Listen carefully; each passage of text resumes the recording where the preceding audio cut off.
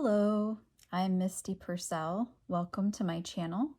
Today I'm going to be doing a Stitch With Me video and talking to you about the different cross-stitch stands that I use and what I think of them.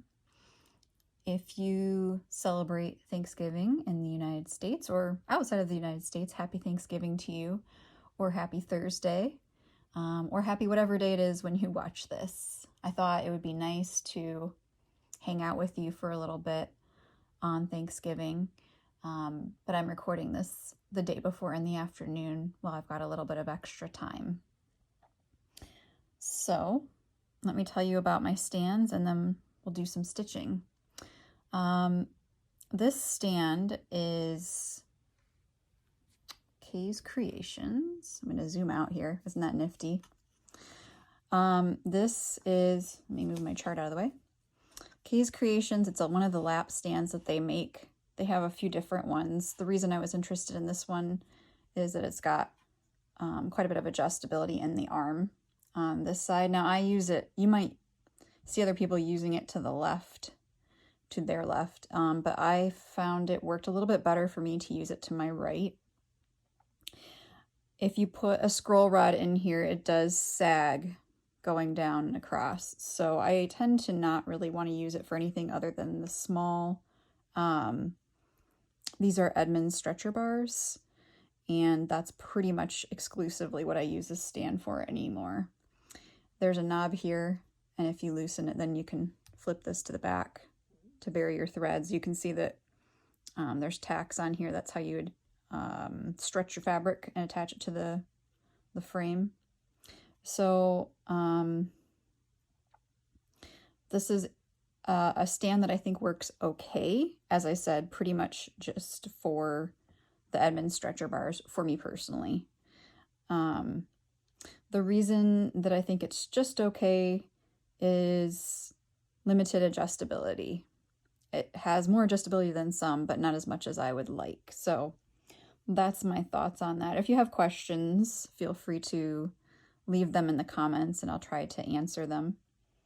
So today I am stitching on Santa Rides. This is a 46 count fabric, 46 count linen that I dye. We'll zoom in.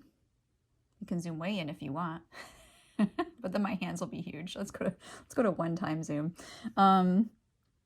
Anyway, this is a 46 count fabric that I dye. It's kind of a solo. It's similar to Jolly Green and Sea Glass.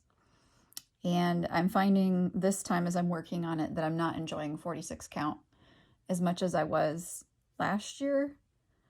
I don't know if it's because my vision's good, but maybe it's not quite as good. But it's just slow going. So I'm not quite enjoying the 46 as much as stitching on 40 count right now, but I did another ornament on 46, and so this grouping is going to be done on 46, so they all match, so I'm just going to keep going. I've changed the colors. That's no surprise if you're familiar with me and my ways. Not sure if I'm using any of the colors that are called for. I think I'm not. Got my awesome, I'll show you my awesome Bitzy Bob from Kelly Stodola, who incidentally is kind of the reason this video is happening now. I was watching Kelly, her latest video, she was talking about an iPad holder that was bendable, and you could clip it to like a table. And I was thinking, well, that's exactly what I've been looking for to do a Stitch With Me video for my phone rather than an iPad. And I just didn't know there was anything so bendy that existed out there, but they do have them for phones. I just didn't know. I don't know how it didn't occur to me to look. So I checked on Amazon after I watched her video, and sure enough, I found quite a variety of phone holders. So I picked the one that I thought looked like it would work pretty well, and it's working pretty well. Yeah, I like it a lot actually. So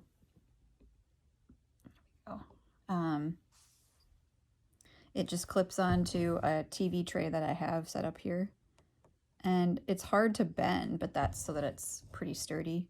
But once you get it bent into the position you want, the arm that holds the phone is really adjustable. So I quite like it, and I think it'll be very useful for doing more Stitch with Me's or when I want to do tutorials. The tutorial video I did on how to finish my Farm Fresh eggs ornaments was challenging to make, to find a position to put the tripod in where I could see what was happening reasonably well, which I couldn't really. Just to make sure like everything was, if you can't see the camera, then you can't be sure that what you're doing is being recorded, or are you off to one side or whatever. So this is allowing me to see without having the camera in my face or blocking what I'm doing. It's letting me see what you're seeing, and that helps a lot.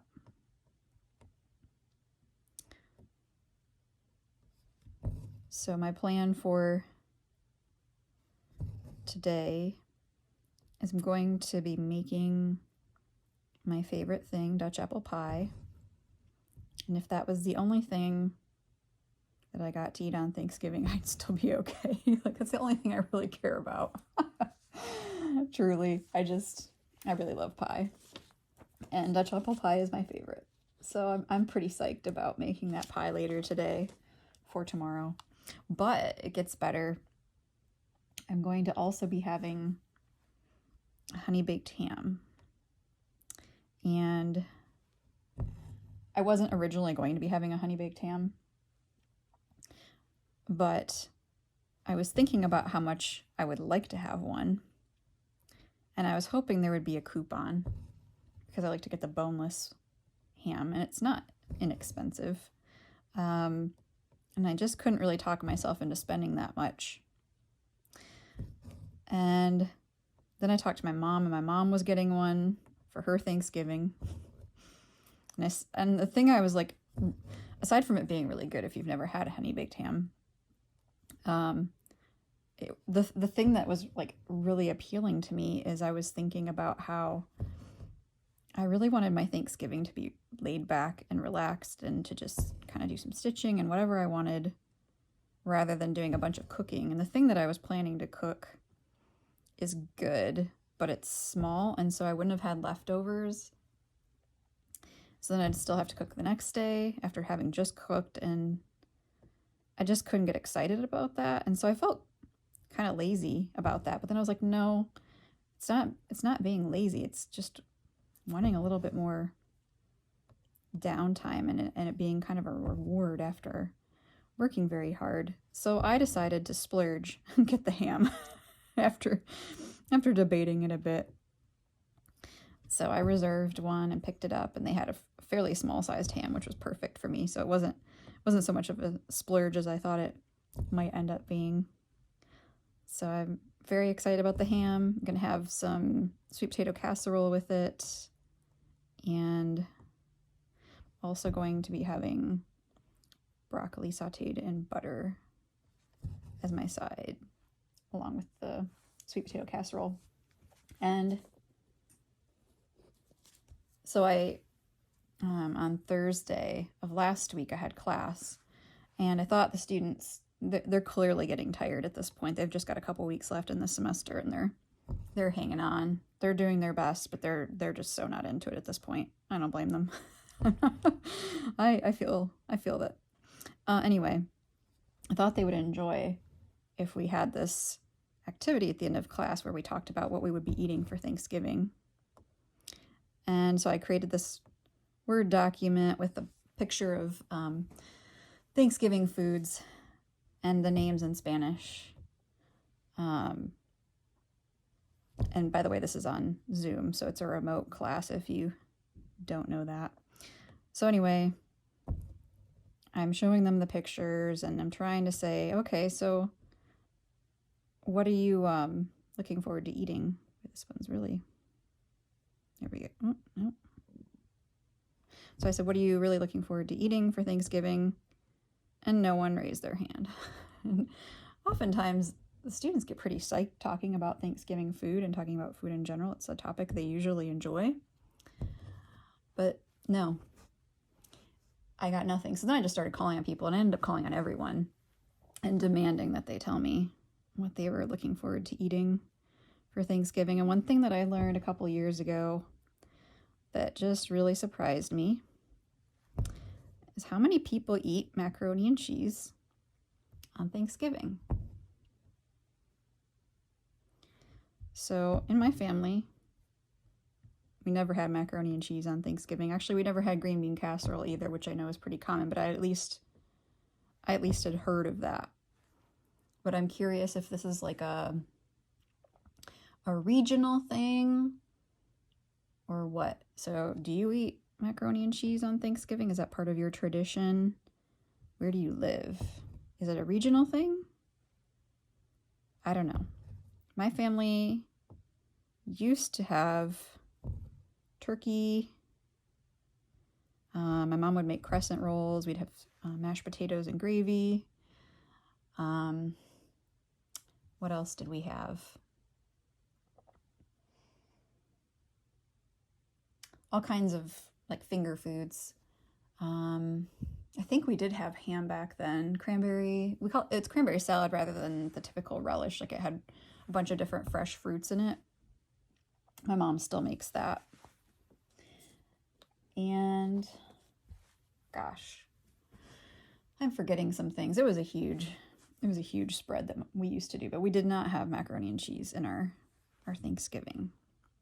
So anyway, I included that because I knew that was a thing, having asked this question in the past.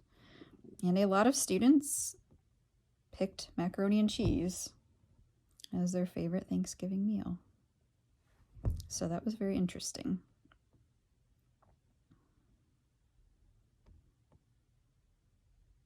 Yeah, so what I'm finding with the 46 count is that it's just harder to get my needle in and out. Now I am using a 26 count or size 26 needle, and so maybe I should really switch to a 28. Maybe that would be better for me. Maybe I'll do that after I finish the tail. I think I still have some 28s somewhere. I don't use them too often. I tend to like the 26s and the 24s. 26s for 40 is what I usually use, and then 24 I use on 32 count. I also use 26s if I'm stitching over one on like a 28 or 27 count.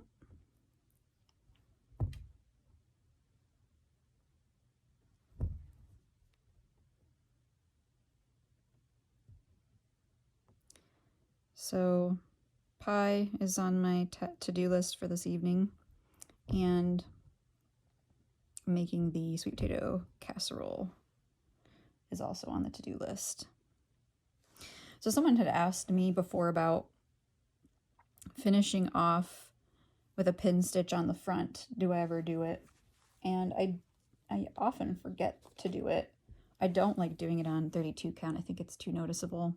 I think you can get away with it on higher counts and not have it be so noticeable. At least for me, it's noticeable.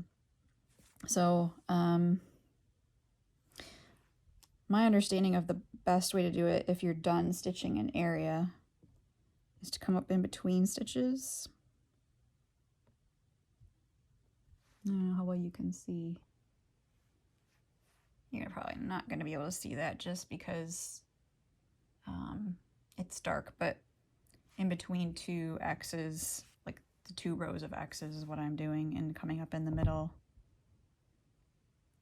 And that was my understanding of how to do it from having watched some videos. So it's basically like doing a regular pin stitch, but you're coming up in the middle, you go down one side, come up in the middle of this, in between stitch again, go down the other side, and then come up in the middle again and clip.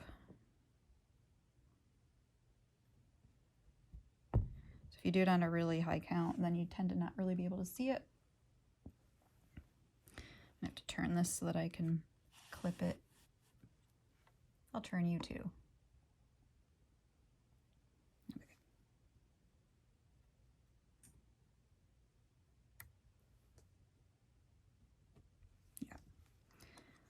So it's not my favorite way to end off, but that's how I would do it if I was done stitching an area and I wasn't going to be able to cover it up. All right, shall we try another stand? Okay. Okay, so for this one, I think I'm just going to tell you about it because I haven't started stitching on it. The next piece that I'm going to do on here, and I'm actually considering ripping out his beard and restitching it because I used Sulky, and I feel like it needs more coverage than Sulky provides, and so the beard looks a little bit yellow to me, like too much of the fabric is showing through. I don't know that it looks yellow in the camera, but in person it looks yellow. So I'm considering ripping that out before I start the next one and just doing B5200.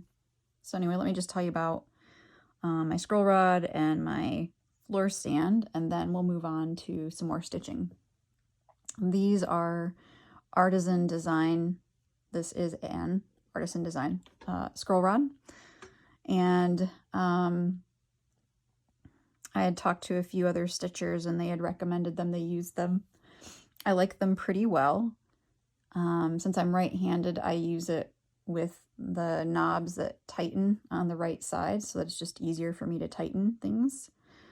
And it has these little dowels.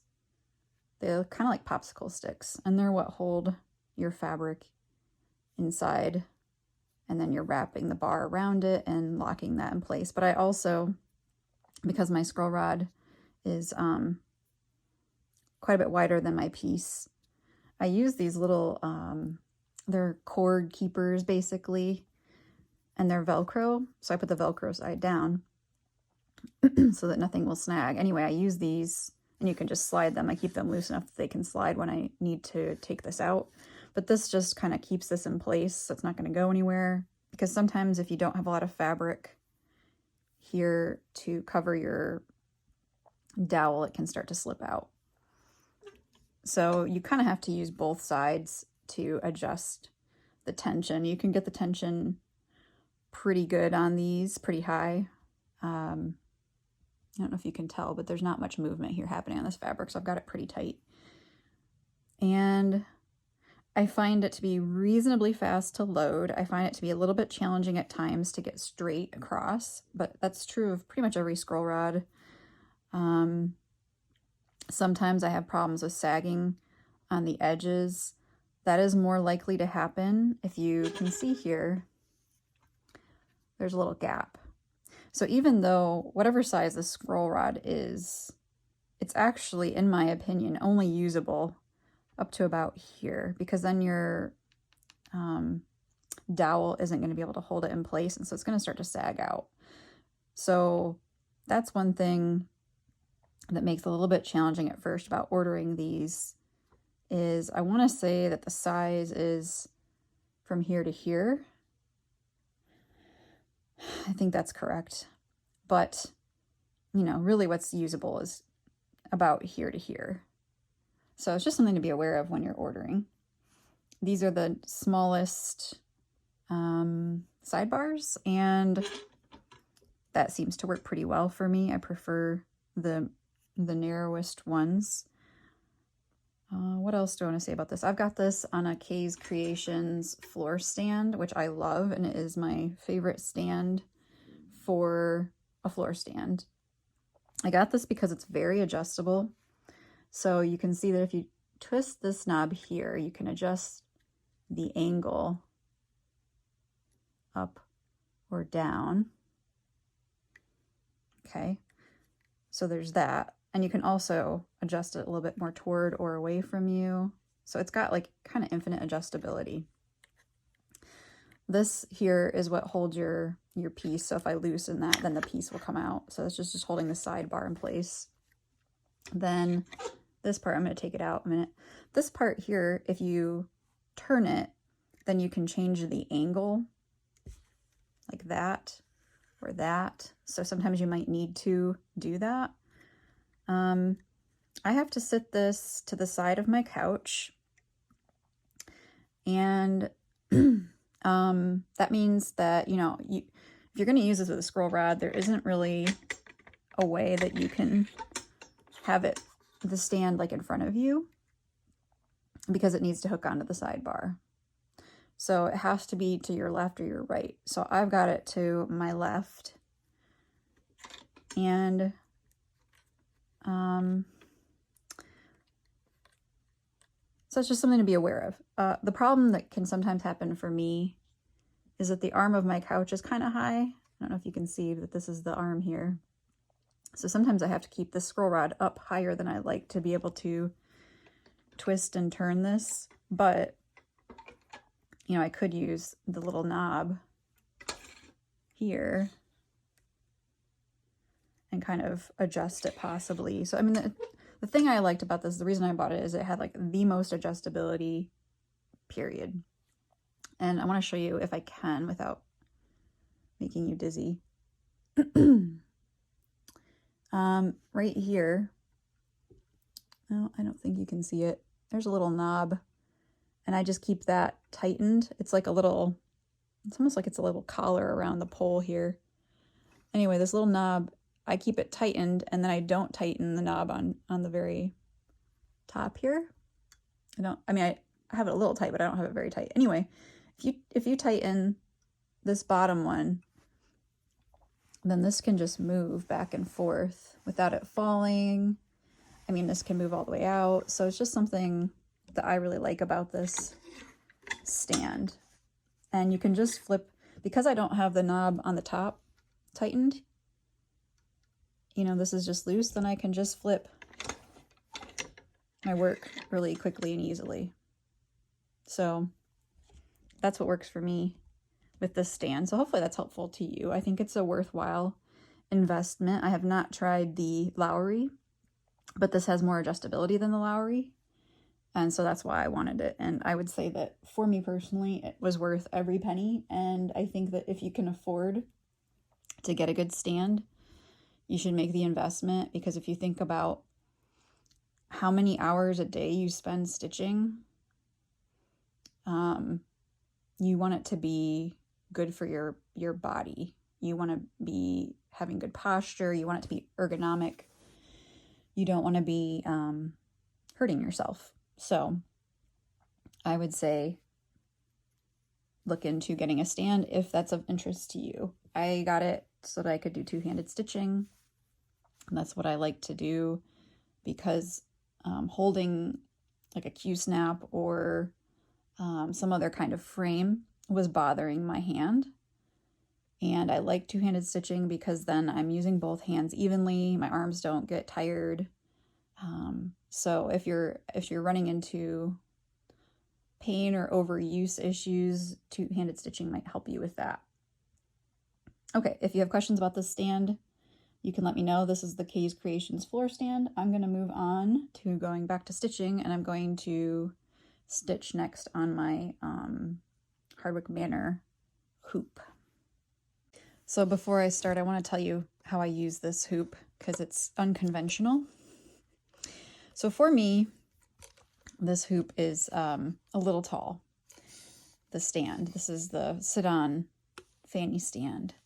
And I could use it about 2 inches shorter. This is as short as it will go. You can adjust the height and the angle with this knob.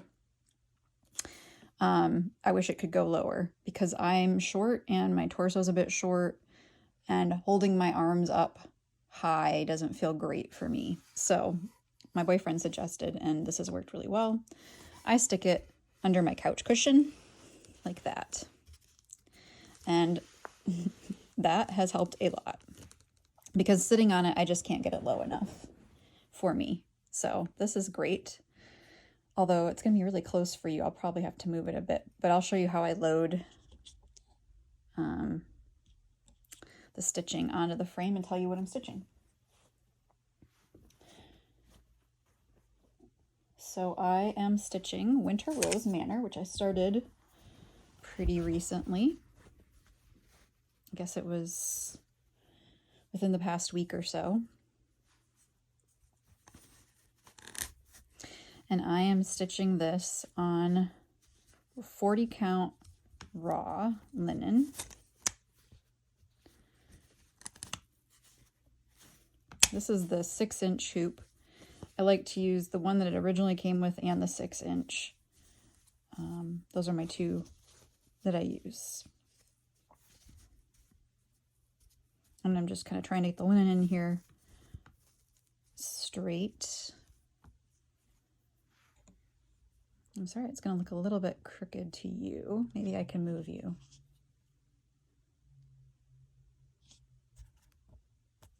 And zoom you in a bit. Whoa, that was close.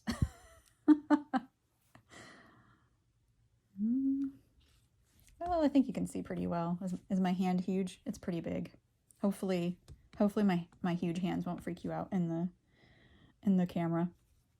Okay, so I am changing some colors here. That's not too surprising, right?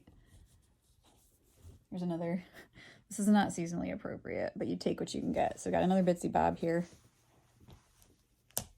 It's got peanuts, and I do love the peanuts. So I'm using, for the pink, I'm going to use Meredith's Pink by Weeks. That's looking really nice there. The original called for color seemed a little bit peach to me, and I just wasn't feeling it. For the snow, I'm using Bashful, which has a kind of pinkiness to it as well. So that's the white. And then for the darker kind of red color, I'm using Crimson. So I've changed those colors. I've changed a couple other colors too. I just don't have them out. Let me see if I can get them. I'm going to use probably, unless well, I'm pretty sure I'm using this. Lancaster Red will be one of the reds that I use. Sorry, I'm still getting all my stuff out. This is the pattern. And it's by With Thy Needle and Thread. I've been wanting to stitch this since I saw it a couple years ago when it was for, I think it was a Shepherd's Bush retreat. It's been a long 2 years waiting for it to come out, but I survived somehow. The other red I'm using is Baked Apple. And then I may incorporate brick in here somewhere, I'm not sure. And the other color I'm using that is different is Hibiscus. I think everything else, unless something doesn't look right, my plan is not to change anything else. The reason I'm changing them, these aren't all of them, but these are some of them. They were just very orange looking to me. And I thought they made great fall colors. I mean, they're beautiful, but I just thought this looked a little bit cooler in the picture, and I liked the coolness of it. That looked wintry to me, and this looked very beautiful but autumnal. So I wanted it to be less orange, basically. And my Christmas stuff is really more blue, red anyway. So that was my thinking and why I made the decision to change some of the colors. So 40 count raw linen. It's not hand dyed. I thought that the raw linen looked kind of similar in color and that it looked good with my flosses, so that's why I picked it.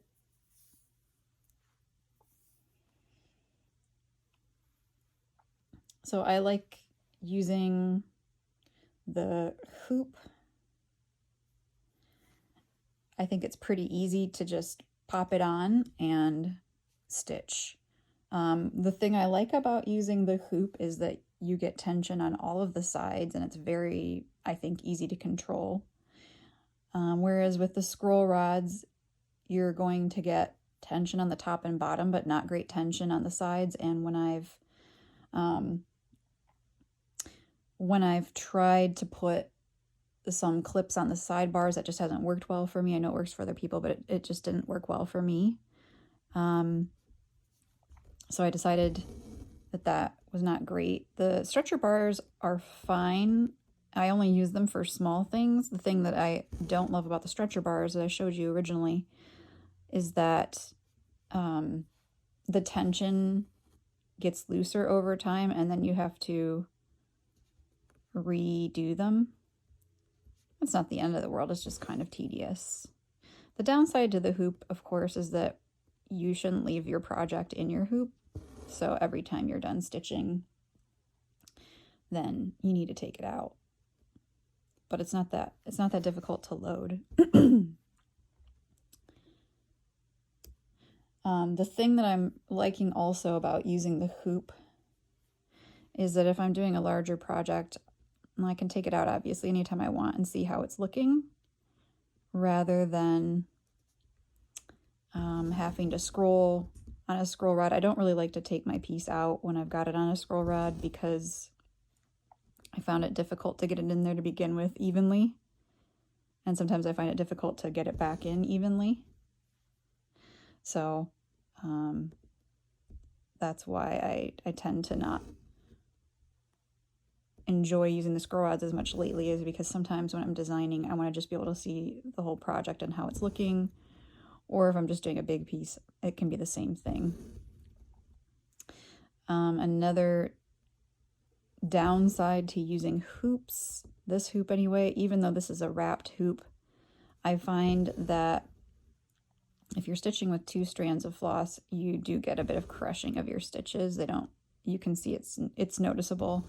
It's not so noticeable after you iron the piece, but I notice it with 2 strands, and I haven't really tested it on 1 strand yet because I've been mostly doing 2-stranded stitching or small pieces. So I'll find out if that happens, but I'm thinking it's going to happen a lot less with 1 strand, be less noticeable. But that's just something to be aware of as well. Like wherever, you have stitching in here, it's going to get a little bit crushed. And you do, I didn't even tighten this. Here, this you need to tighten so that you can get good tension. Although my tension was feeling good. Now you can use, I keep it around, but I don't bother to use it. You can use a screwdriver to tighten it. But I don't tend to for this one. For the bigger hoop, I tend to need to. So you'll notice that I'm going back and forth rather than completing an X, and I'm using overdyed thread. Sorry, that's going to keep blurring like that. Maybe I should zoom back out.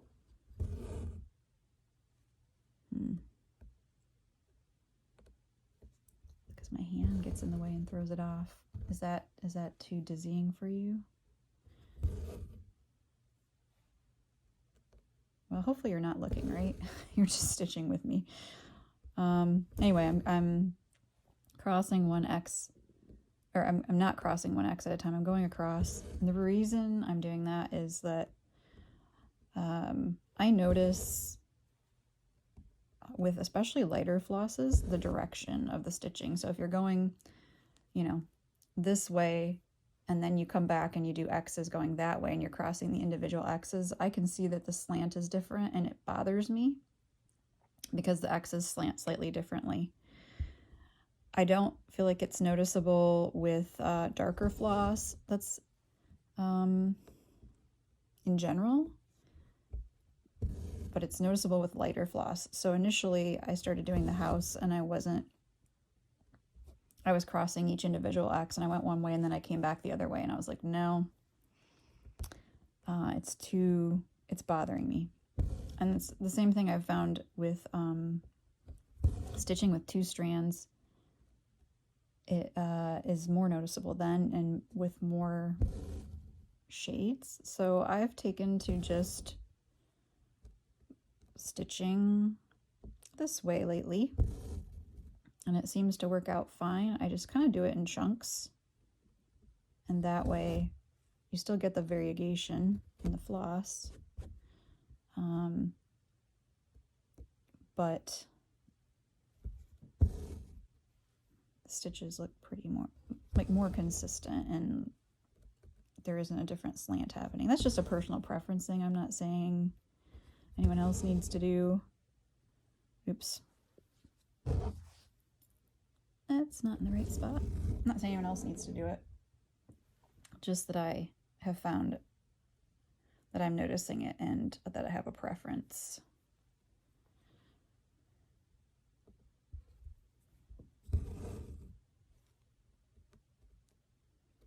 So I don't know if you have plans for Thanksgiving. I know everybody's Thanksgiving might be looking a bit different this year, but I hope that however you're spending it, I hope that you have a good day and hope that you get some stitching time in. Maybe you get to start a new project. Are you starting a new project for Thanksgiving? I was considering it because, you know, I need another new project because I don't have enough going, clearly. What I thought might be fun to start, why not start something large, right? I was thinking about starting Jenny Bean's Christmas, but I haven't pulled any of the flosses, and Thanksgiving is tomorrow. And I would probably want to be a little bit more prepared. So I don't think I'm going to start that tomorrow. Maybe I will start it for Christmas. So are you someone that likes to start new projects on holidays? Or are you someone that likes to start new projects just whenever you feel like? How do you decide when you're going to start a new project? Are you a person who can't start a project until another project gets finished? I'm kind of all over the place. Lately, I've been up for just starting whatever I want, whenever I want, and at times that has meant not starting anything new because I didn't feel like it. And at other times, like kind of lately, I've been starting several things. So it's just kind of whatever strikes me, I guess, at that particular time. I'm also doing some model stitching again, so I like to call this my recreational stitching. So I'm not doing as much recreational stitching lately. I'm just going to be trying to get my model work done, and I'm still deciding some floss colors for that, which can take me a while because I'm kind of particular about my floss colors. So I need to do 6 rows of this pink before I get to do another window. This house, this 3-story house, man, go big or go home, Brenda. I was like, wow, this is going to be a lot of stitching and I should just start with it because otherwise I think it's beautiful. Actually, I'm actually enjoying it a lot more than I thought I might because it's just, you know, solid stitching, but I might be enjoying it less by the time I make it to the 3rd story of this house. So I thought what I'd do is start working on the house and then I would work on the border a little bit and just kind of go back and forth between the house and the border. I've been watching Leslie Hurley's progress on Instagram on this, and she's really cooking along. I'm really impressed with all the progress she's made.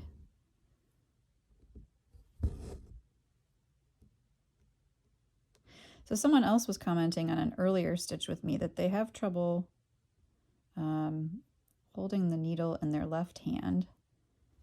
And so you can see I'm stitching with my left hand on top and my right hand is underneath catching the needle. One thing I would suggest, if that's a problem for you, is you can try holding the needle at different points. Like if I hold it in the end, then I don't have a lot of control. So holding it maybe a little bit farther down is easier. You can try holding it different ways, like with different fingers. So you could just play around a little bit. Also the angle of your hand, whether you're going more like that or more like over that way, can make a difference. So you just have to try different things and see what works. Maybe none of them will work for every, not for every person perhaps. Like you might just find that it doesn't really work for you, period. But playing around with it might help with that.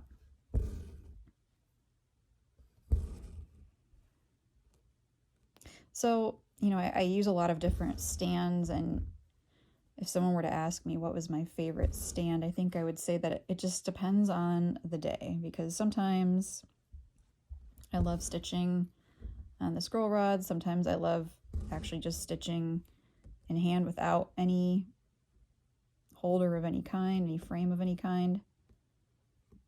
Sometimes I like the hoop the best. It just depends kind of on my mood.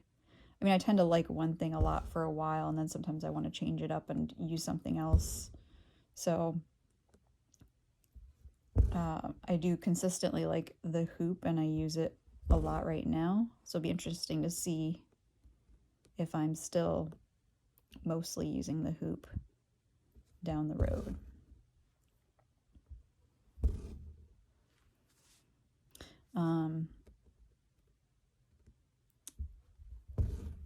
One of the things that really drew me to this design are those cardinals. I love them. They're beautiful. And I don't know if you know this, if you haven't seen the pattern, but there's a little, let me zoom out for you. There's a little pin cushion on the back, and I think it's beautiful. I think this would also be really cool as an ornament, a round shaped ornament. I'm not sure how big it is. I'll have to look, but I think it would be a great ornament. So I would like to stitch that as well. But this booklet is nice. It's got several pages. It's got lots of information about finishing, and it's very nice. And those cardinals are great.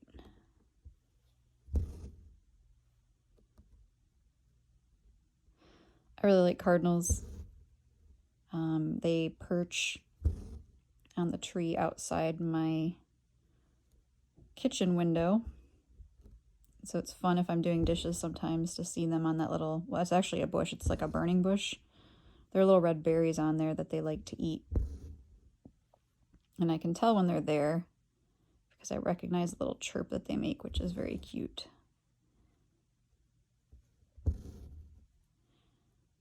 Cardinals are very cute birds. I don't know if you've watched them much. They sometimes feed each other, which is also extremely cute.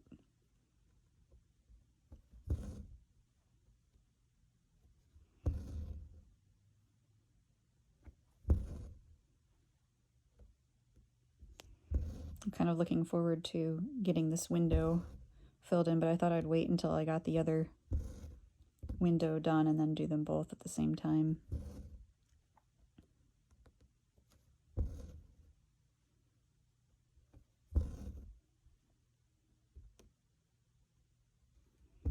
So what are you working on right now?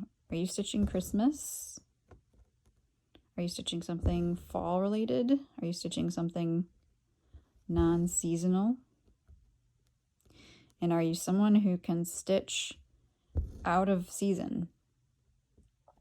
Now, I kind of have to. So, you know, as a designer, I mean, I'm stitching stuff for summer right now. But I'm really in a Christmas mood, and so I wanted to stitch Christmas, and I'm actually designing Christmas right now because I just can't seem to let Christmas go. Well, I mean, it hasn't even happened yet, right? I mean, we're like a month out, but you'd think I'd be moving on in my designing, but I just can't seem to.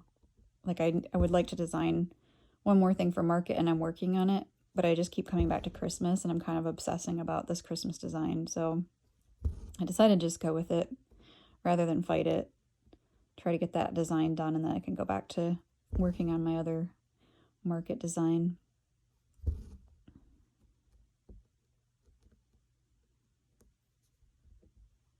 I'm not in the mood for spring, really.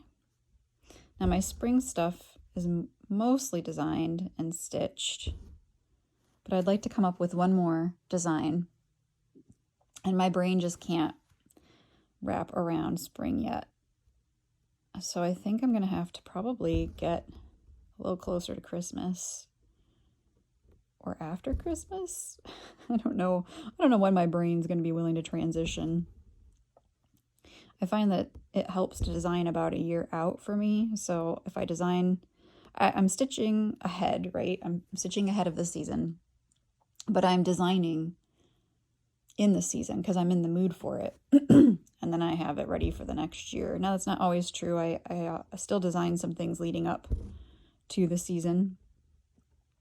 But like the spring stuff that I have ready is from stuff I designed last year. Well, this year. But it's going to be coming out next year. Hope I didn't just confuse you.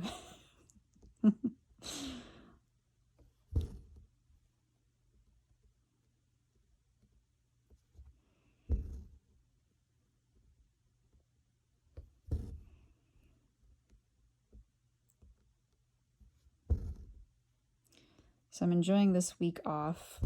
I'm working, but I'm not teaching. The students have gone home for Thanksgiving, and classes will remain fully remote for the rest of the semester. Mine already was. So the only thing that's really changing for me is just that, who knows, maybe there'll be new internet connection issues for some of the students as they move back in with their families. That's always a possibility. But otherwise, nothing's really changing for my class. And I just have 2 weeks left after Thanksgiving. We don't do anything finals week. Class is done at that point. We do all of our exams prior to that. So I will be done December 9th with class. I'm working now on next semester. I just finished a draft of the syllabus for the spring. And classes are going to start a week later in January, and there's going to be no spring break this time. So it's going to be strange to have that extra week off in January. We're not starting until January 19th, which just feels very odd. But I'm not going to complain about it.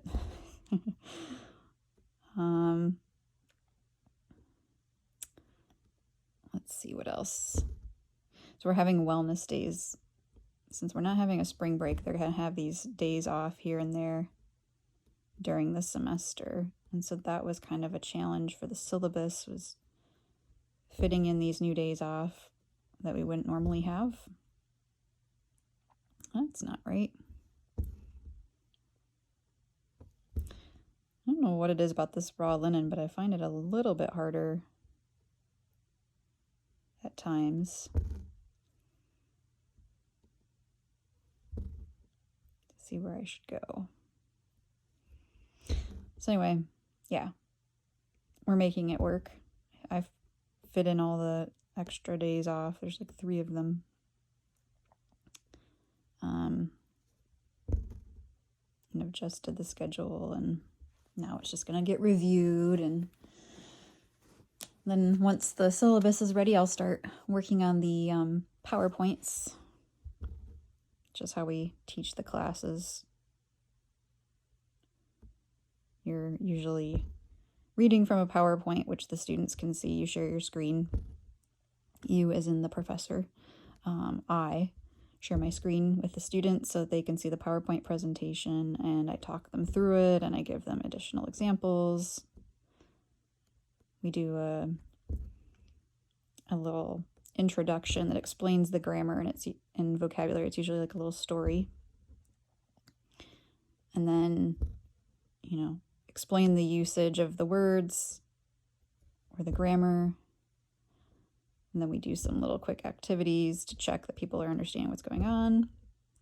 And then we start doing listening activities and reading activities. And then once we've gone through like very simple activities, we move on to harder, like writing and conversational activities in class. I don't think I'm going to bury the thread on the front. I think I'm going to just do it on the back. I'll turn it so you can see. So with this hoop, you cannot flip it completely over. This is as far as it will go. Sometimes if you're like up in here in like a corner, it can be harder to bury your thread. You have to kind of angle it. Just an FYI.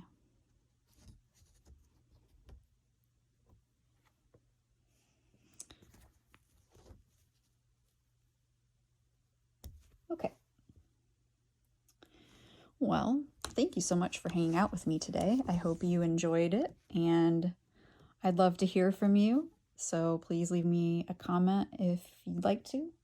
I always enjoy connecting with you, which is part of why I wanted to do this video, just to let you know I was thinking of you. And I hope that you have a great Thanksgiving, a delicious and happy Thanksgiving, and I will see you again soon. Take care.